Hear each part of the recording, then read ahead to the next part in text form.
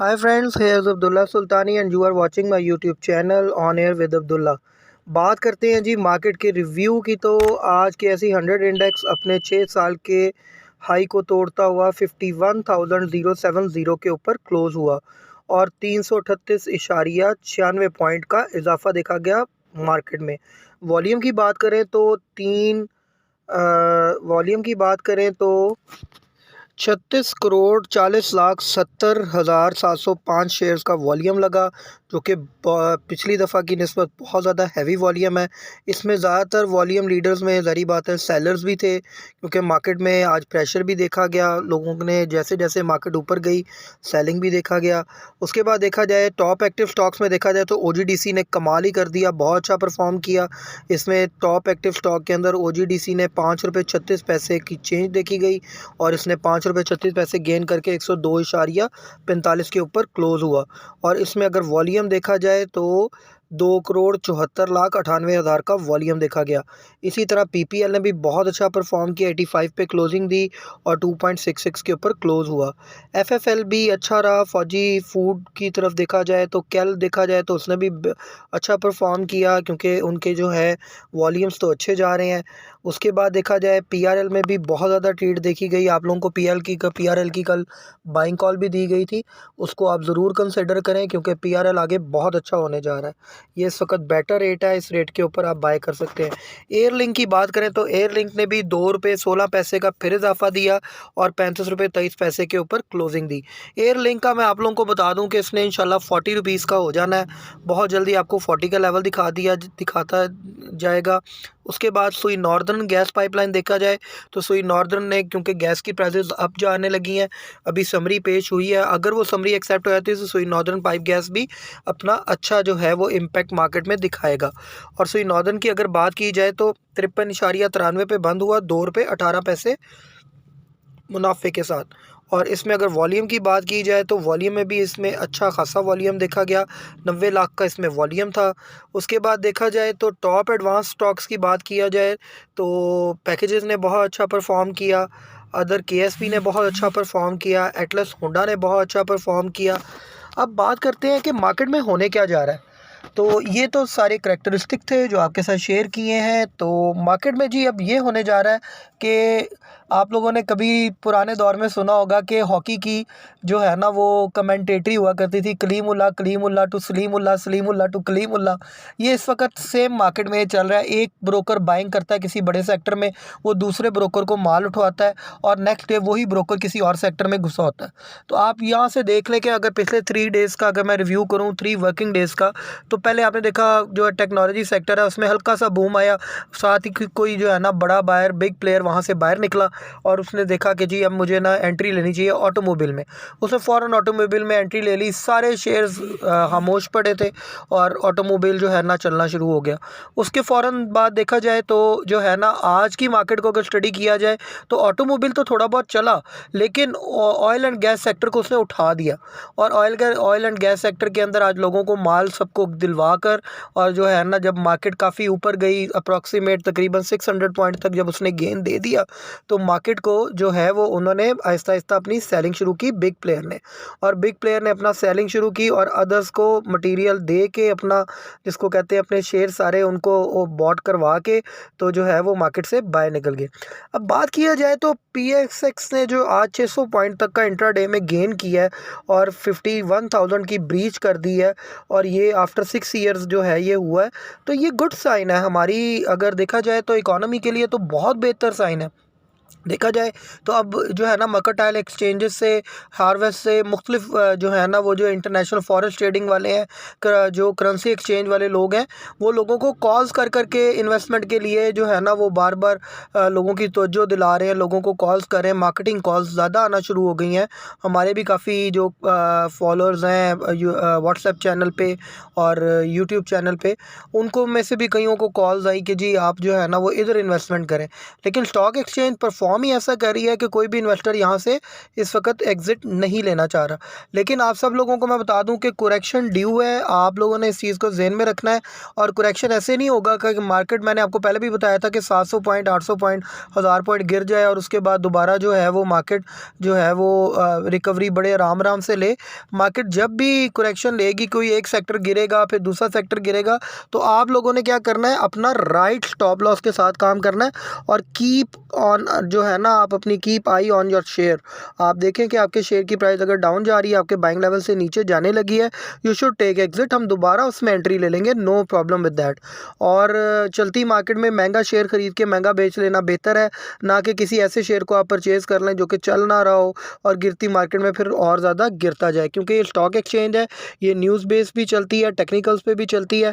बात करते हैं तो आप लोगों को एक छोटी सी बाय कॉल का भी बता दूं कि कल या परसों सीमेंट सेक्टर के अंदर एक बिग गेन आएगा और जो बिग प्लेयर्स हैं उनका इरादा बन रहा है कि अब हम सीमेंट सेक्टर को दोबारा जो है उसमें एंट्री लें, जिस तरह हमने लास्ट वीक में ली थी।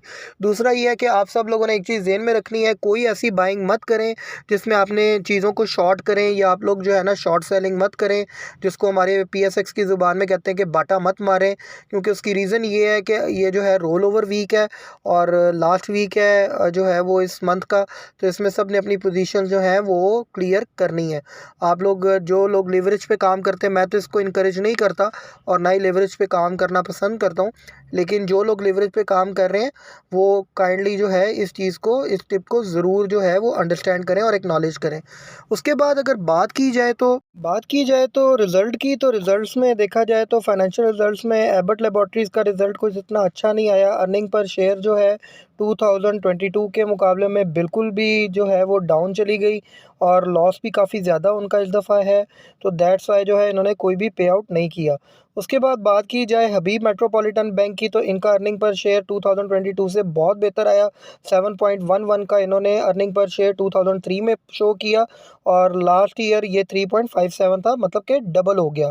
और इन्होंने डिविडेंड और बोनस कोई नहीं दिया। अगर देखा जाए तो ये भी इनका जो था जो क्वार्टर रिज़ल्ट जो था 9 मंथ क्वार्टर था, तो अगर देखा जाए तो ये फर्स्ट क्वार्टर का रिज़ल्ट उसके बाद पाकिस्तान स्टॉक एक्सचेंज के जो अपने शेयर हैं उसका आया, तो उसकी भी अर्निंग जो है वो 2022 के मुकाबले में बेहतर देखी गई। उसके बाद एटलस होंडा ने कमाल कर दिया। एटलस होंडा का अर्निंग पर शेयर जो है वो 15.77 आया, जो कि अर्निंग पर शेयर 2022 में 6.26 था, तो ये अप्रॉक्सीमेट डबल है। इसने डिविडेंड भी 17 रुपीज़ दिया है। एटलस होंडा बहुत अच्छा शेयर है, आप लोग इसको देख सकते हैं। कोहिनूर एनर्जी ने भी इस दफ़ा बहुत अच्छा रिजल्ट दिया, इनका भी अर्निंग पर शेयर 3.40 था, जो कि पिछली दफ़ा से थोड़ा सा कम है लेकिन फिर भी पॉजिटिव रिजल्ट है। उसके बाद चराड पैकेजिंग की बात की जाए तो इन्होंने भी 2023 में जो अर्निंग पर शेयर अपनी शो की है वो 2.81 है, जो कि 2022 में 3.30 थी, जो कि अभी भी देखा जाए तो उसके करीब करीब ही है। निषाद पावर में देखा जाए तो निषाद पावर की अर्निंग भी डबल हो गई। निषाद पावर ने अप्रॉक्सीमेट देखा जाए तो 4.12 की जो है वो अर्निंग पर शेयर शो की है, जो कि पिछले साल 2.66 की थी, जो कि डबल हो गई। इसने भी किसी किस्म का डिविडेंड और बोनस नहीं दिया। उसके बाद अगर बात की जाए यूएस डॉलर की, तो यूएस डॉलर ने आज बहुत अच्छा परफॉर्म करता हुआ हमें नज़र आया, क्योंकि इसमें आज फ्लक्चुएशन बहुत ज़्यादा थी। और फ्लक्चुएशन की सबसे बड़ी वजह भी ये आपको पता है कि एक तो जंग चल रही है, दूसरा कुछ जो है वो हमारी इकोनॉमी में भी इस वक्त जो है वो आपको पता है उतार चढ़ाव आ रहे हैं। कुछ मैटर्स हैं जिसको भी हमें IMF ने कहा है कि जी आप इसको जो है ना फौरी हल करें, जो कि सर्कुलर डेट का थोड़ा सा इशू चल रहा है। और इसके अलावा जो है ना एक दो इशूज़ इस तरह के हैं कि गैस की प्राइसेस को बेटर करें, सप्लाई को अपने बेटर करें, बिजली की तरसील का जो मामला है उसको बेहतर करें, बिजली की चोरी को रोकें।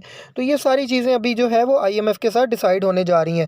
बात की जाए तो अभी ये भी रिपोर्ट आ गई है कि मॉनेटरी पॉलिसी जो है उसमें कोई इंक्रीज़ नहीं होने जा रहा, वो 22% के ऊपर ही स्टे करेगी। मे भी हो सकता है कि 1 पॉइंट का जो है वो 100 बेसिस पॉइंट के करीब इसमें डिक्रीज़ भी आ जाए और ये अप्रॉक्सीमेट तकरीबन कोई 21% के करीब आ जाए। अगर ये आ गई तो मार्केट के लिए ये मज़ीद खुश आइंद है।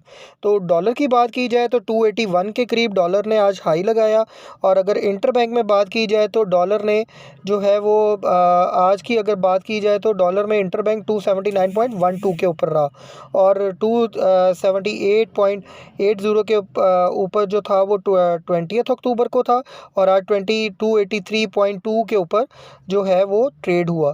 तो देखा जाए तो इंटरबैंक के अंदर भी डॉलर में जो है वो कोई थोड़ी बहुत इजाफा देखा गया, लेकिन ओपन मार्केट के मुकाबले में और इंटरबैंक के मुकाबले में डॉलर अपनी जगह के ऊपर तकरीबन 281 के दरमियान रहा। तो यूएस डॉलर में आप लोगों को पता है कि वो अप्रिशिएट हो रहा है, क्योंकि उनका जो बैकअप है वो सब चला रहे हैं, जो है वो यूएसए वाले चला रहे हैं। तो दैट्स वाई जो है वो उसको इस वक्त अच्छी खासी सपोर्ट मिली हुई है। उसके अलावा अगर देखा जाए गोल्ड की बात की जाए तो गोल्ड के अंदर अगर जो आज आप देखा जाए तो सुबह सुबह गोल्ड की जो प्राइस जो उन्होंने आज मार्केट के अंदर अनाउंस की सुबह के टाइम कराची से, तो वो 24 कैरेट पर तोला जो है 2,09,600 रुपया, 1,250 रुपये प्लस के साथ ओपन हुई मार्केट। और मार्केट की अगर बात की जाए तो मार्केट में जो है वो अच्छा खासा इस वक्त देखा जाए तो जो हाई जिसका अभी लोग प्रिडिक्ट कर रहे हैं कि $2,000 तक मार्केट चली जाएगी। लेकिन मार्केट आज देखा जाए तो यहाँ पर तो अभी तक तो मार्केट स्टेबल है, और मार्केट की जो इस वक्त पोजीशन जा रही है वो तकरीबन 1968 से लेके 1980 के दरमियान मार्केट जो है वो हाई लो लगा रही है। लेकिन अप्रॉक्सीमेट इसकी प्रिडिक्शन ये है, क्योंकि जंग जो है वो प्रोलॉन्ग हो रही है, तो गोल्ड की जो है वो अप्रॉक्सीमेट जो प्राइस है वो तकरीबन $2,000 पर औंस के करीब चली जाएगी।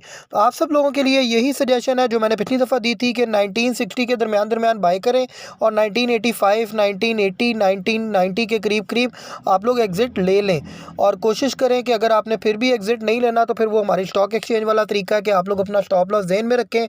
और ये है कि जब मंडी अगर 2,000 पे चली जाती है या 1995 पे चली जाती है, तो आप ज़हन में रख लें कि आपने 1990 के ऊपर एग्ज़िट लेना ही लेना है, प्रॉफिट हो या लॉस हो, क्योंकि नफ़ा और नुकसान हमेशा नसीब का होता है। तो अगर आपको मेरा वीलॉग पसंद आया तो इसको लाइक करें, शेयर करें, सब्सक्राइब करें, और किसी किस्म की कोई क्यूरी है तो हमें ज़रूर व्हाट्सएप के ऊपर आप लोग जो है हमारे QR कोड को स्कैन करके बता सकते हैं। और एक चीज़ जो सबसे बड़ी चीज़ आपके साथ शेयर करने जा रहा हूँ वो ये है कि हमारा व्हाट्सएप चैनल भी अप्रूव हो गया है, और WhatsApp channel on air with Abdullah का इस वक्त ओपन हो चुका है। उसका लिंक हम लोग डिस्क्रिप्शन में शेयर कर रहे हैं। हमारे चैनल को फॉलो करें, आपको हर किस्म की अपडेट हर 15 to 20 मिनट्स के बाद आप लोगों को रिसीव होगी। थैंक्स अ लॉट, जज़ाकल्लाह, थैंक्स। ट्यून अप पे 10।